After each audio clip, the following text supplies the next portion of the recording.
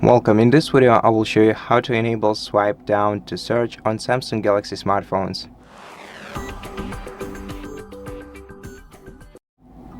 To do that on modern Galaxy smartphones, we're gonna need to install an additional software by Samsung, which is called Good Lock, which is available both on Galaxy Store and Google Play Store. So just open the one that is closer to you and find the Good Lock application in it. Then install it. Wait until it's installed. It's gonna wait take a couple of seconds. Open it. Agree to terms of service to proceed. And then you're gonna have to find and download the extension called Home App. Just tap the download icon next to it.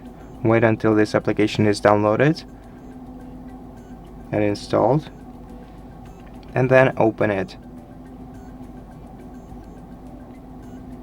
Then let's go through the introduction screen, enable Home App, go to home screen, and then go to Finder Access.